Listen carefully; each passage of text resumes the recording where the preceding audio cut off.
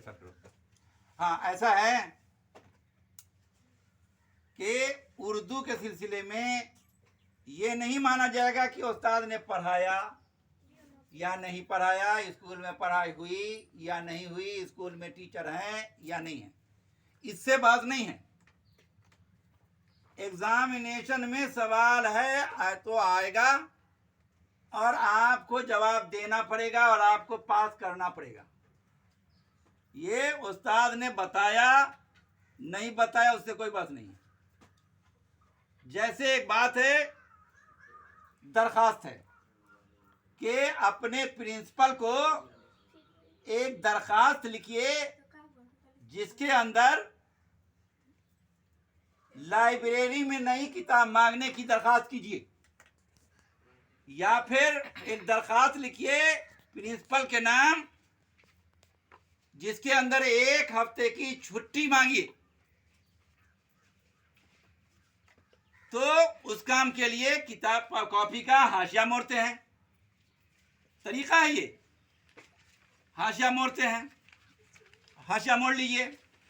उसके बाद दाएं तरफ जो है ना, उसमें कुछ नहीं लिखना है। अब जो है वो लिखना शुरू कीजिए। तो सबसे पहले ये लिखिए, मोहतरम अल मुकाम जनाब प्रिंसिपल साहब। यहां देखिए ना, बिना बोले नहीं रह सकती हो। +2 government high school Kolhanta Patori Darbhanga. लिख लिया? ये जो दूसरा हाशिया हो गया, आधा में से लिखना शुरू करेंगे। लिखिए। नहीं, अभी एक चीज छूट गया इसके अंदर। सलाम लिखते हैं, कुछ लोग प्रणाम लिखते हैं, कुछ लोग नमस्ते लिखते हैं। तो सब मिला कर करके अजीब सा माहौल हो जाता है, जिसकी वजह से कहा जाता है कि दरखास्त में सलाम ना लिखें। लेकिन एक प्रिंसिपल को हम दरखास्त लिख रहे हैं और उसके अंदर हम अपने प्रिंसिपल को रूहानी बाप समझ रहे हैं और उसके लिए दुआ ना करें, ये मुनासिब नहीं। इसलिए सलाम कर लेना चाहिए, सलामती की दुआ करना चाहिए कि सुबह से शाम तक आपको अल्लाह ताला की सलामती। कुछ मुसलमान हैं जो कहते हैं कि गैर मुस्लिम हमारा प्रिंसिपल है, उसको हम सलाम कैसे लिखें। यह सोचना अलग बात है। यह अल्लाह का काम है कि हमारी सलामती की दुआ को अल्लाह मियां कबूल करे या ना करे। हजरत इब्राहीम अलैहिस्सलाम एक पैगंबर थे, नबी थे, और उनके बाप आजर एक मुशरिक थे, मूर्ति की पूजा करने वाले, मूर्ति बनाते थे, बेचते थे। तो एक दिन अपने बेटा को तंग आकर के आजर ने निकाल दिया घर से। तो कुरान में लिखा हुआ है कि इब्राहीम अलैहिस्सलाम ने अपने मुशरिक बाप को सलाम किया और तब घर से चले गए। तो यह अल्लाह का काम है कि कबूल करे या न करे। इसलिए सलाम कर लेना चाहिए। प्रणाम करने से अच्छा है, नमस्ते करने से अच्छा है। क्योंकि प्रणाम क्या है, मैं सजदा करता हूँ। नमस्ते क्या है, मैं नतमस्तक होता हूँ। उससे अच्छा है कि अपने उस्ताद के लिए, जो हमारा रूहानी बाप है, उसके लिए हम सलामती की दुआ करें कि सुबह से शाम और शाम से सुबह तक अल्लाह की सलामती तुमको होए। खैर, तो तरीका यह है कि सलाम लिख देना चाहिए। लिखो, अस्सलामु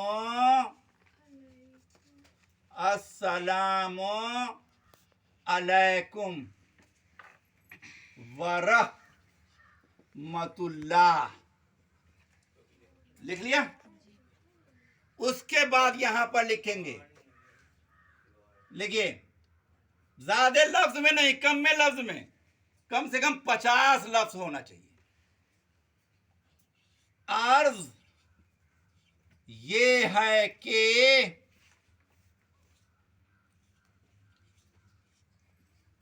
मेरे स्कूल की लाइब्रेरी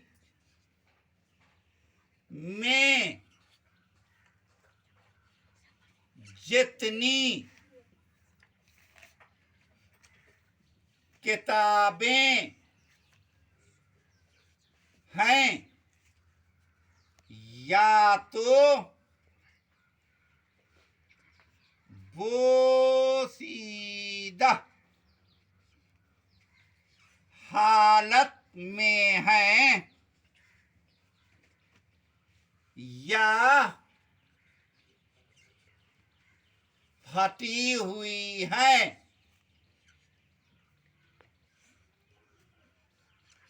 जिसकी वजह से मुताला में दुश्वारी होती है। लिहाजा गुजारिश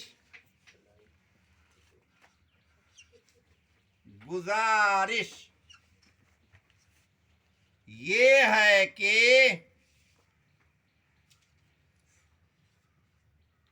लाइब्रेरी में नई किताबें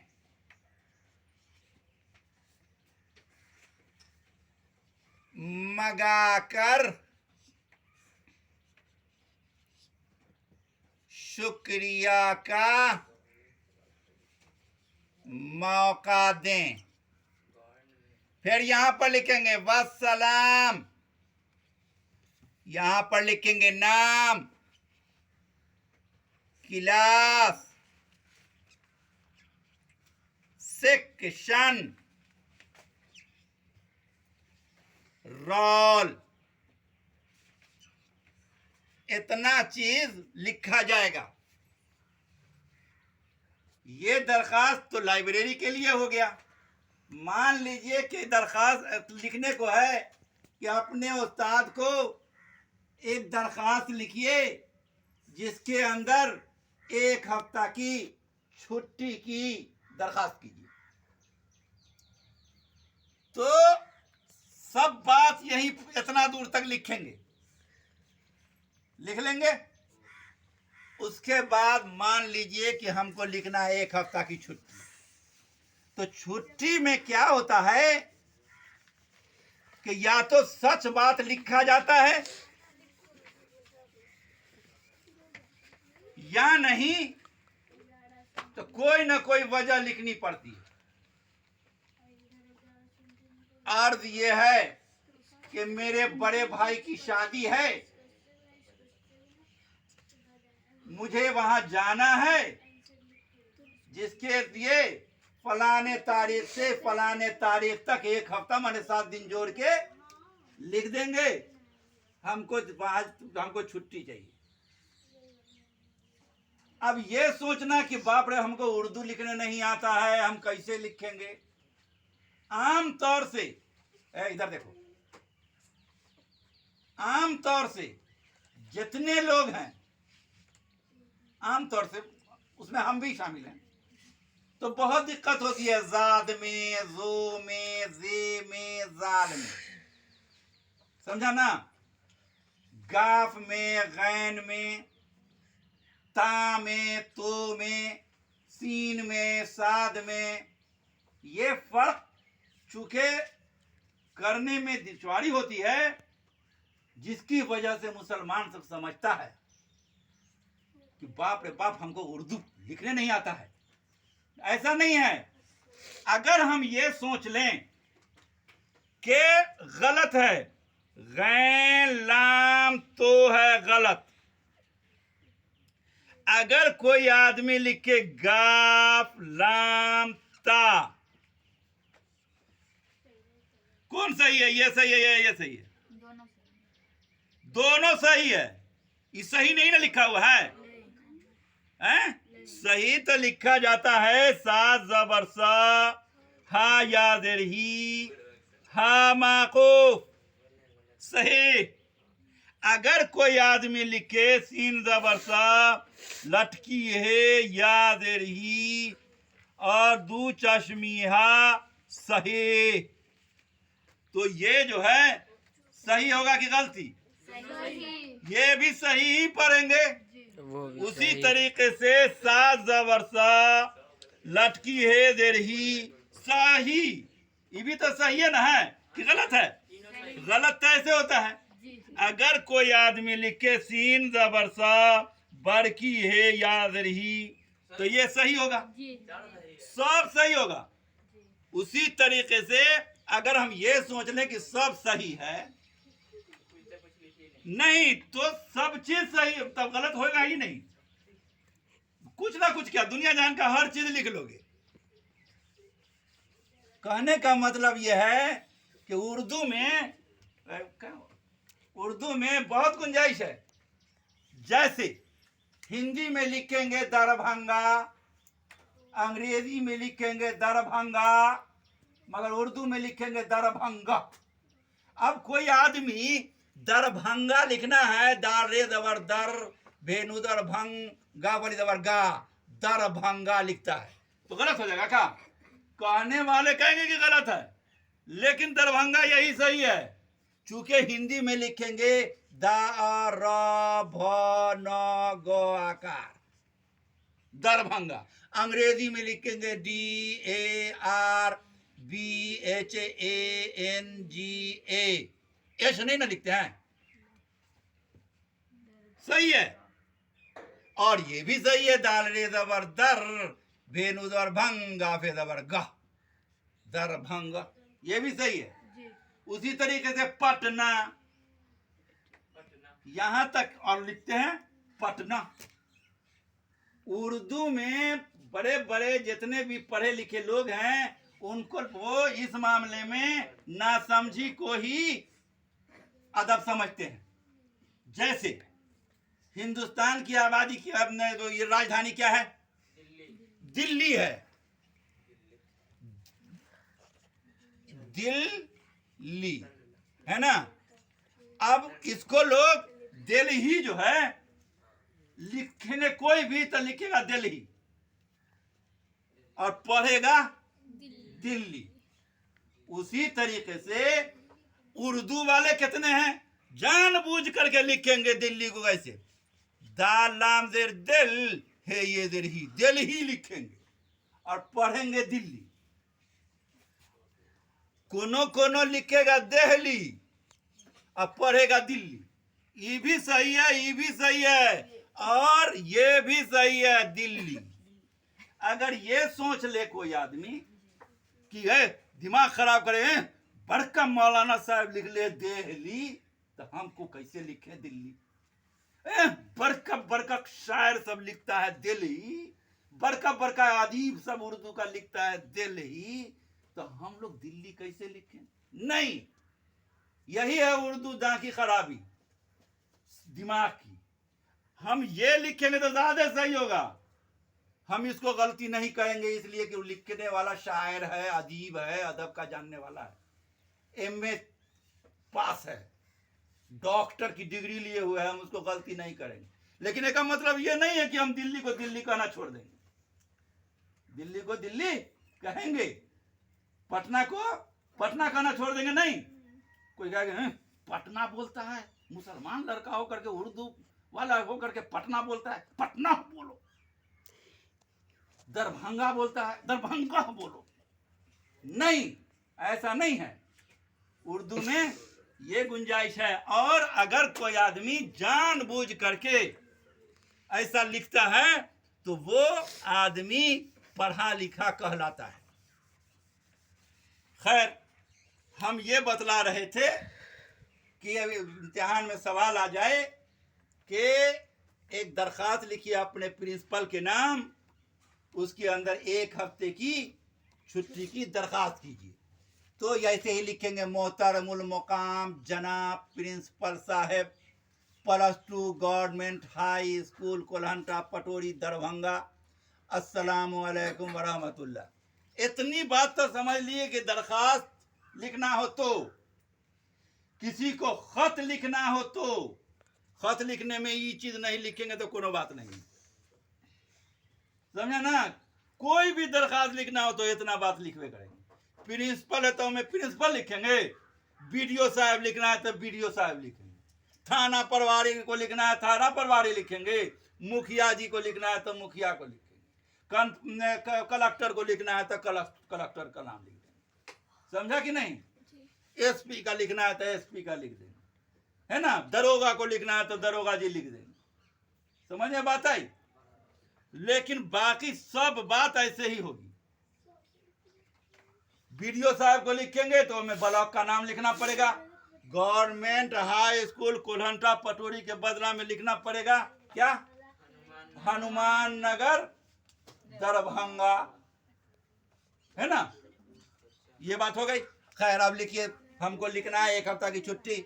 यहां पर लिखेंगे अर्ज ये है, आज तो इसमें रोशनाइयों खत्म हो गई।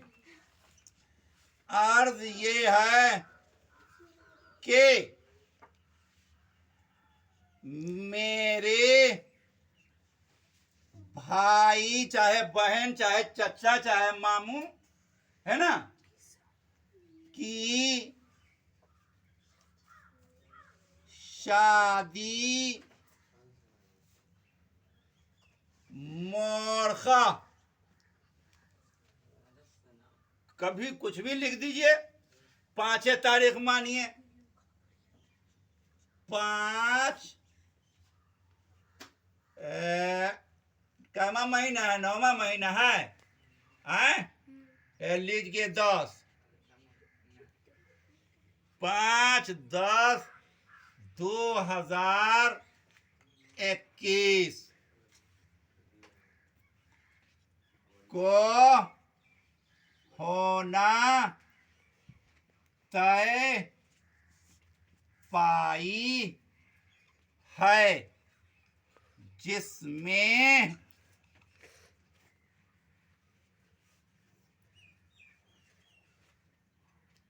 मेरी शिरकत जरूरी है, एकदम अपनी जबान में जरूरी है। लेकिन उस के लिए मुझे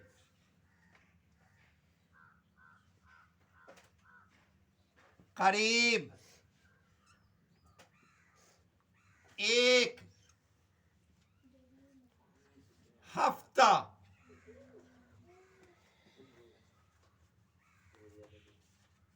लग जाएगा।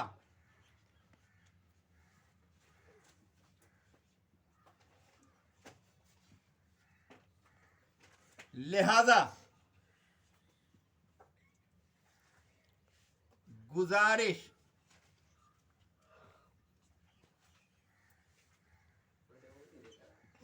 ये है कि मुझे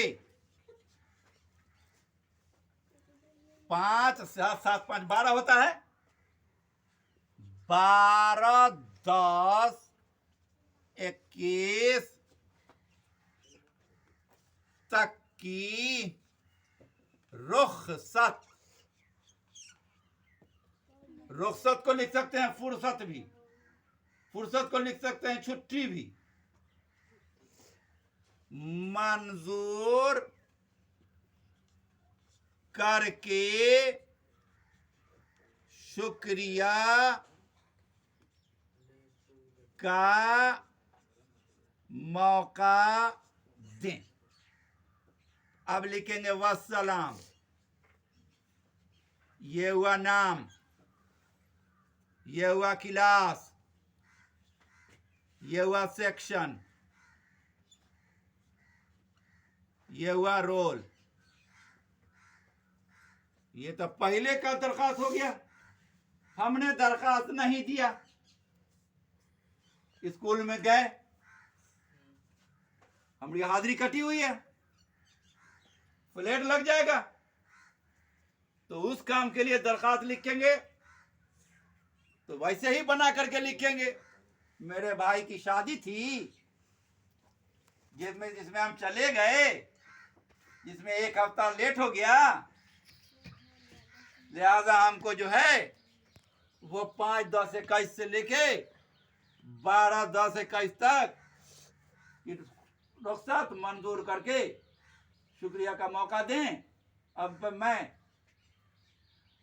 या फिर किसी की तबीयत खराब है तो हमारी तबीयत खराब हो गई थी, या हमको बुखार आ गया था जिसकी वजह से हम इतना दिन नागा हो गए, वगैरह वगैरह, या फिर हम नानी के यहाँ चले गए थे, आने में 1 हफ्ता लग गया, बहुत कुछ हो सकता है, तो उसको हम लिख देंगे। ठीक है, ये नहीं सोचना है कि हमारा सही है कि गलत है। अगर जो आदमी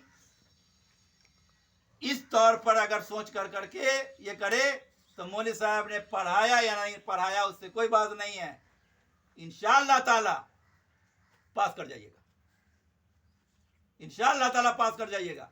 और लिख लीजिएगा, चुनांचे कल के तारीख के लिए सारे बच्चों को मैं टास्क देता हूं कि अपने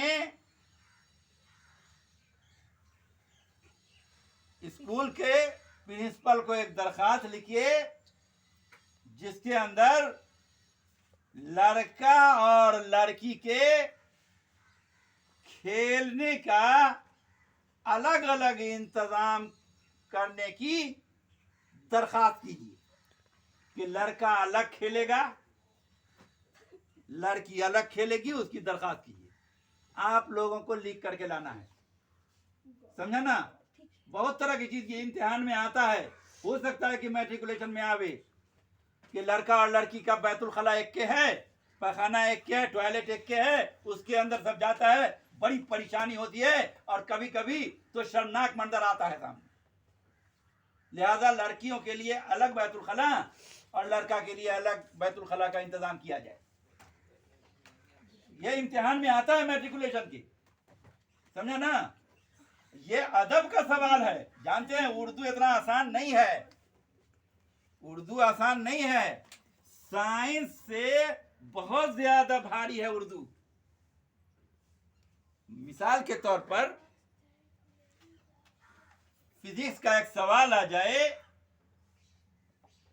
कि बतलाइए बल किसको कहते हैं, कोई लड़का याद नहीं भी करा होगा, वो भी अगर थोड़ा सा अकल लगाएगा तो बल जो है के बारे में लिख सकता है। कोई आदमी ये भी लिख दे कि बल जो है धक्का को कहते हैं, इंशाअल्लाह ताला उसको नंबर मिल जाएगा। लेकिन उर्दू में अगर रहेगा कि बतलाइए, उर्दू जो है कि एक अदीब के बारे में रहेगा कि मिर्जा गालिब कहाँ पैदा हुए, या शाद आजिम आबादी का की पैदाइश कहाँ हुई थी, अगर उसकी लिख देंगे कुछ और अपनी तबीयत से, समझा ना, तो वो नहीं होगा। उसके लिए सन ईस्वी और जगह सही सही याद करना पड़ेगा, और इसको याद करना इतना आसान नहीं है, उसके लिए खूब याद करना पड़ता है। उसी तरीके से उर्दू के इम्तिहान में आवेगा कि बतलाइए अफसाना किसको कहते हैं, बतलाइए नाविल किसको कहते हैं, बतलाइए दास्तान किसको कहते हैं, बतलाइए मुसद्दस किसको कहते हैं, बताइए गजल किसको कहते हैं, बताइए मरसिया किसको कहते हैं, बताइए मसनवी किसको कहते हैं, बताइए रुबाई किसको कहते हैं। इम्तिहान में आता है, गौर से सुन लीजिए पहले। मिसाल के तौर पर अफसाना। अफसाना किसको कहते हैं? कहानी का, इंसान की जिंदगी के कहानी का कोई एक पहलू, एक पॉइंट लिखना का नाम जो है वो अफसाना है। उसकी खूबी यह है कि जिस वक्त पढ़ने में जी लगने लगे, जिस वक्त कहानी में सुनने में जी लगने लगे, कहानी खत्म। यह हुआ अफसाना। एक इंसान के जिंदगी का शुरू से आखिर तक कि जिंदगी की बात जो किताब में लिख देंगे उसको कहा गया नाविल। क्या हुआ? नाविल। ड्रामा किसको कहते हैं? वो नाविल जिसको स्टेज पर दिखला दिया गया या दिखलाया जा सके उसको कहा जाता है ड्रामा। उसी तरीके से एक होता है ये इंशाइया। इंशाइया किसको कहते हैं? इंशाइया कहा जाता है बात का बतंगर। इंशाइया का मतलब क्या होता है? बात का बतंगर। जैसे कि मिसाल के तौर पर कोई लिखने वाला लिखे, एक राजा था, बहुत महान था। बदलू मुली साहब के यहाँ जो एक लड़का पढ़ता था, राजा, उसका जो एक दोस्त था अहमद, ओके चचा भी राजा है, और उस पर जो है सो कहानी बनाना शुरू कर दिया। यही को कहा जाता है, बात के बतंगर को इंशाइया। सुनो, जिसके अंदर जिन्नात, भूत, प्रेत, जादू, टोना वगैरह सब रहता है उसको कहा जाता है दास्तान। और जिस दास्तान को नज़म की शक्ल में लिख दिया गया उसको कहा जाता है मसनवी। एक और लफ्ज है जिसको कहते हैं गजल। गजल का लफ्ज़ी मानी कुछ और होता है। गजल का लफ्ज़ी मानी औरत से बातचीत करना होता है, लेकिन गजल उसको नहीं कहते। गजल ऐसे शेर को कहते हैं जिसका हर शेर अपना अलग अलग मानी देता है। एक तो प्यार मोहब्बत, तो दूसरा रोना पीटना, और तीसरा झगड़ा लड़ाई। इसको कहते हैं गजल, है ना। और नज़म ऐसे मंजूमी शक्ल जिसका शुरू से आखिर तक किसी एक के मौजू पर हो, समझा ना, तो उसको कहते हैं नज़म। और मुसद्दस किसको कहते हैं? 6 शेर की नज़म को मुसद्दस कहते हैं, और 4 शेर के नज़म को रुबाई कहते हैं। और ऐसी नज़म जिसके अंदर किसी के बारे में रोआ पीटा जाता है उसको कहा जाता है मरसिया। ये सब इम्तिहान में आएगा, मैट्रिक के इम्तिहान में ये सब आएगा। ये मौलवी साहब ने पढ़ाया या नहीं पढ़ाया उससे बात नहीं है। ये सब चीज अपनी अकल से भी आदमी लिख सकता है, लेकिन इसका मतलब ये नहीं है कि उर्दू जो है आसान चीज है। उर्दू बहुत ही मुश्किल चीज है, साइंस से भी ज्यादा। इतना चीज करने पर आदमी जो है पास जरूर कर जाएगा, लेकिन फर्स्ट आने के लिए सीखना पड़ेगा, पढ़ना पड़ेगा, जानना पड़ेगा, याद करना पड़ेगा। ये साइंस नहीं है। जैसे साइंस का एक सवाल आता है मैट्रिकुलेशन में कि मिट्टी के घड़ा के अंदर जो पानी रहता है वो ठंडा रहता है, क्यों? कोई लड़का बिना पढ़े हुए भी इस सवाल का जवाब दे सकता है, लेकिन जो आदमी उर्दू में टैलेंटेड होगा वही आदमी कह सकता है कि गलत है। गलत को गाफ से लिखा तब भी गलत है, कोई नहीं सही पढ़ सकता है। कोई आदमी गैन गाफ लाम ते लिखे, गैन लाम तो लिखे, गैन लाम ते लिखे, गाफ लाम तो लिखे, सब गलत होगा, कोई सही नहीं होगा। साद हे जेर सात जबरसा हा याद ही हा माकूब सही। अगर कोई आदमी तीन जबरसा लटकी है याद ही और दुचश्मी हा से सही लिखे तो कोई आदमी इसको गलत नहीं कह सकता, पढ़ेगा। जो भी पढ़ेगा उसको सही पढ़ेगा।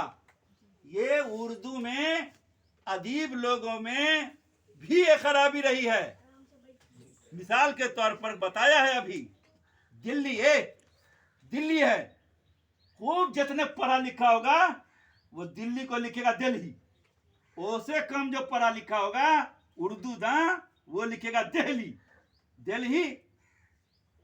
और हाँ, और उस सबसे कम जो पढ़ा होगा वो लिखेगा दिल्ली, और सबसे कम जो पढ़ा होगा वो की नकल हिंदी में भी लिखेगा दिल्ली, ओके अंग्रेजी में भी कहेगा दिल्ली, दुनिया के हर जबान में पढ़ेगा दिल्ली।